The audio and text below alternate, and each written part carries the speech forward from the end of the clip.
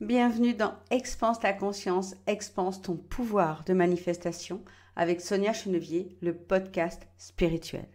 L'audio que je te partage aujourd'hui est extrait de l'accompagnement Spirale de Lumière et a le pouvoir d'expanser tes connaissances, de mieux comprendre le grand jeu de la vie, de créer en toi un chiffre de conscience ou de grandir ton pouvoir de manifestation, dans le but de t'aider à te connecter toujours plus profondément à ton être supérieur, à tes missions sur Terre et à vivre bien sûr ta plus belle incarnation. Si tu aimes ces enseignements et que tu en veux plus pour accélérer tes manifestations et ton cheminement spirituel, tu peux rejoindre Spirale de Lumière grâce au lien que tu trouveras juste en dessous. Le stress, je pense que c'est le mal de notre siècle. C'est aussi le mal des la majorité des entrepreneurs et par moment, eh bien, je n'échappe pas à la règle non plus. Évidemment, je n'ai pas pour prétention de dire que je ne stresse jamais, c'est pas vrai. Par contre, j'utilise, dès que je ressens ce stress-là, j'utilise des techniques de libération, j'utilise bon, essentiellement le pardon quantique, mais je peux faire également un petit peu de SET, la technique que je vous ai partagée tout au début de Spirale de Lumière. Et il existe évidemment, vous pouvez créer des protocoles anti-stress. Je crois que je vous en avais transmis un aussi dans les exercices de Spirale de Lumière. En tout cas, vous pouvez le créer. Mais je voudrais vous donner quelques petites définitions. Et puis aussi, parce que je sais que la prise de conscience permet aussi des changements. Je sais aussi que ces informations-là, vous pouvez les réutiliser, les transmettre à vos clients, les utiliser dans votre activité. Donc j'avais envie aujourd'hui de vous parler du stress. D'abord, donner quelques définitions du stress.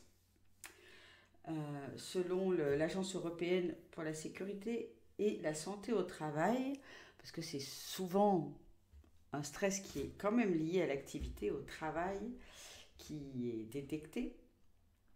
Et l'AESST dit que le stress, c'est lorsqu'il y a un déséquilibre entre la perception qu'une personne a des contraintes qu'on lui impose dans son environnement et la perception qu'elle a de ses propres ressources pour y faire face.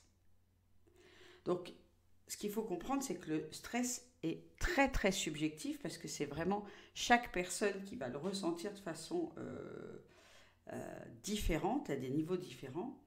Et c'est vraiment imaginer une balance. D'un côté, il y a les menaces perçues, les difficultés, les, les, les contraintes qui nous semblent énormes. Et d'un autre côté, donc les menaces perçues. Et de l'autre côté, dans l'autre côté de l'autre plateau de la balance, il y a les ressources qu'on pense avoir, les compétences qu'on pense avoir pour pouvoir faire face à ça. Dans le business, eh bien, ce qui se passe, c'est que souvent, on voit les menaces comme les réseaux sociaux, le marketing, les tunnels de vente, tout ça, on voit ça comme des menaces en se disant ça me paraît énorme, ok, ça me paraît énorme comme travail à faire, ça me paraît énorme comme compétence à avoir. Et puis ça, c'est d'un côté, voilà ce qu'on met dans la balance, que l'on perçoit. Et puis de l'autre côté, dans l'autre panier de la balance, eh bien, on va se dire, mais je suis pas capable, je suis nul je suis nul en technique, je ne sais pas faire ceci, je ne sais pas faire cela. Et du coup, on est vraiment embarqué d'un côté dans le stress parce qu'on s'imagine que il faut apprendre tellement de choses et qu'on n'y arrivera jamais. Le stress est essentiellement psychologique, c'est une réponse en fait de l'individu devant ses exigences d'une situation pour laquelle il doute en fait de disposer des ressources nécessaires, des capacités, des compétences pour y faire face. Euh, le stress, c'est un syndrome d'adaptation à une situation ressentie comme dangereuse, agressive, difficile. Le stress, c'est aussi est souvent créé par la nécessité de s'adapter à une nouvelle situation, une nouvelle circonstance, de nouvelles données. Et le stress, comment dirais-je, deux variantes en fait. Il peut être soit un stimulateur, on peut aussi être stimulé par le stress, mais il peut être aussi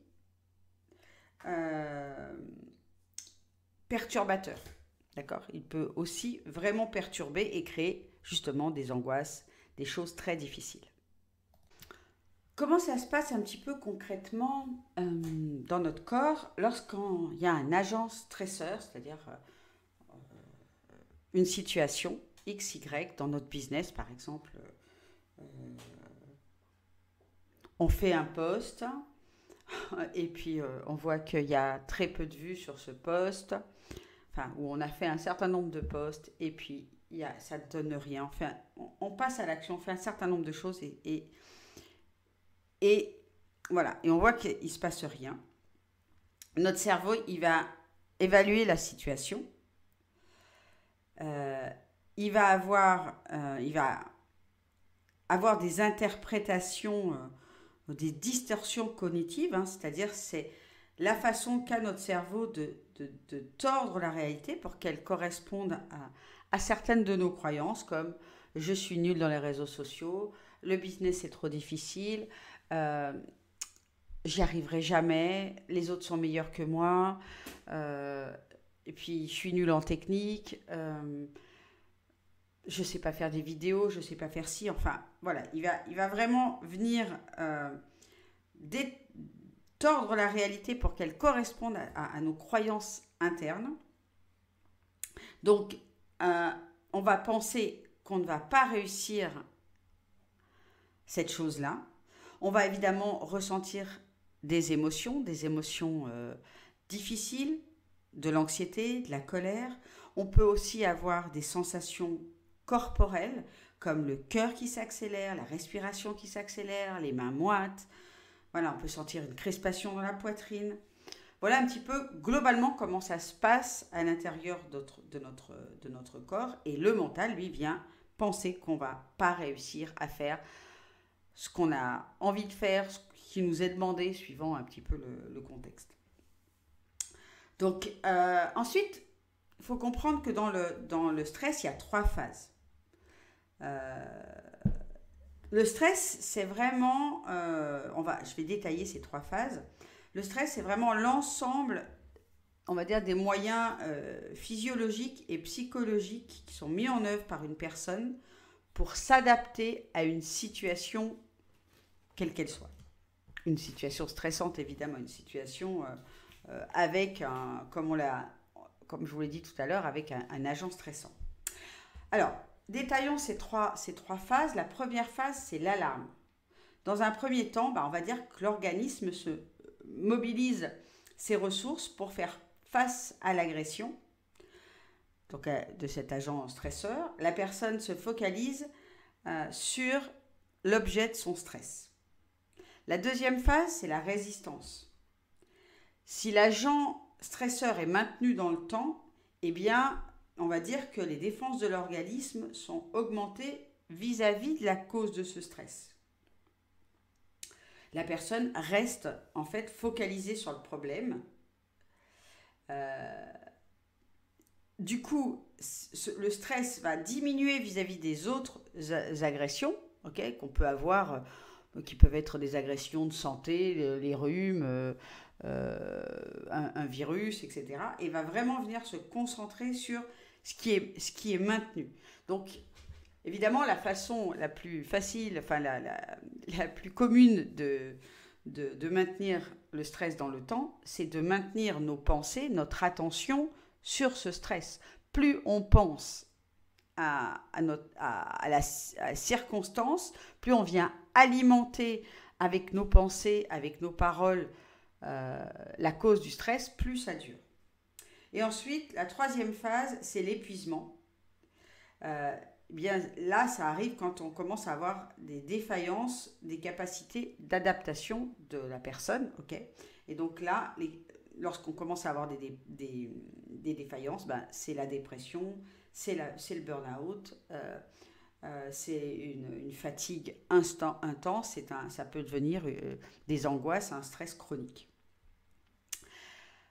Donc évidemment, l'idée c'est de ne pas en arriver là et d'être évidemment toujours focus sur qu'est-ce que je ressens, qu'est-ce qui se passe à l'intérieur de moi et de pouvoir interagir tout de suite. C'est-à-dire, moi j'utilise le pardon quantique, mais voilà, utilisez le SET, allez marcher dans la nature, faites des choses qui vous font du bien pour sortir de ce stress. C'est vraiment important parce que le stress provoque plusieurs choses.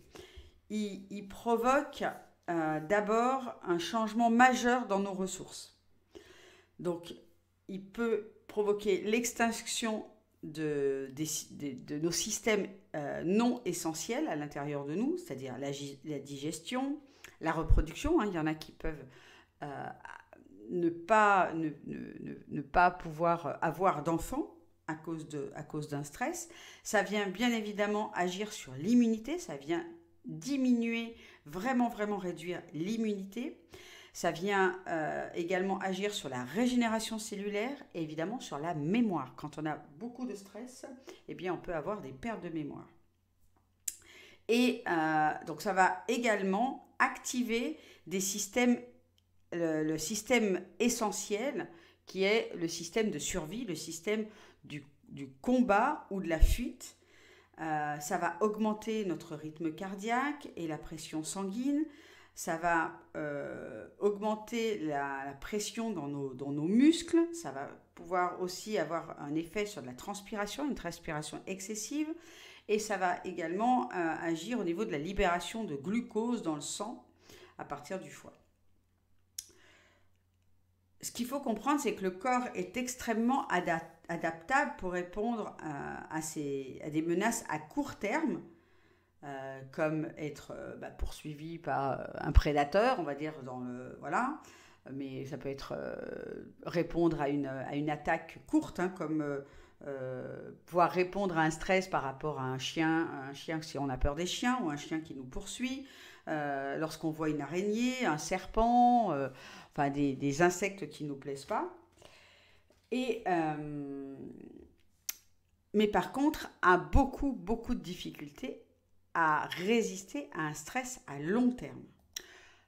Également, un des grands phénomènes, on va dire physiques, liés au stress, c'est la vasoconstriction. Donc c'est la contraction des veines, qui peut se faire en 7 secondes, 12 secondes ou 16 secondes.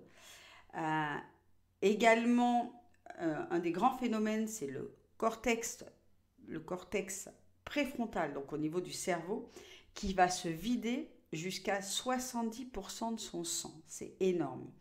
Et ce qui explique ces phénomènes physiques, ce qui explique qu'on perd souvent tous nos moyens. Donc, on peut avoir les gens qui flagellent, qui ont l'impression qu'on ne va plus être soutenu. Et également, qui va avoir une action de on bégaye, on ne sait plus quoi dire devant un public, en public, etc.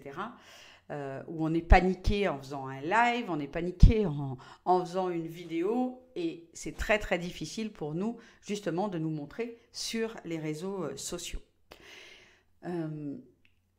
Le stress a également un gros impact sur le vieillissement. Tout simplement parce que le stress va provoquer une élévation du niveau de cortisol. Et cette élévation du niveau de cortisol va contribuer à de l'hypertension artérielle, la réduction de la mémoire ou de l'apprentissage. Va également, on l'a vu tout à l'heure avec le glucose, va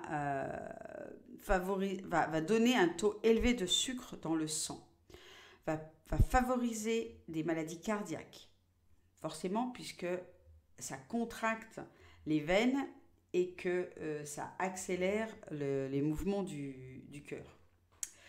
Ça va également contribuer à une diminution de la réparation cellulaire, la reconstruction cellulaire.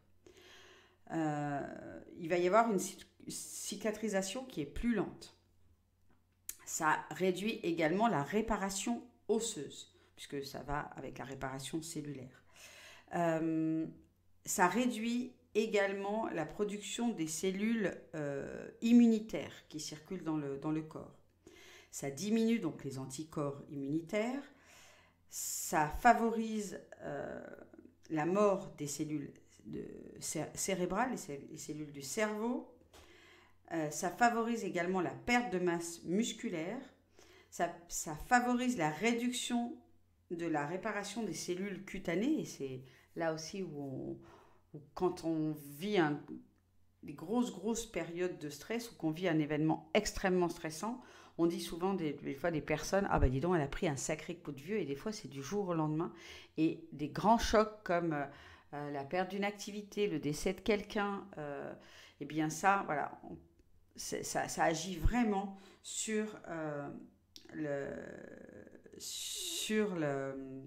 la réparation cellulaire de la peau. Ça va également augmenter les dépôts de gras autour de la taille et ça favorise l'ostéoporose.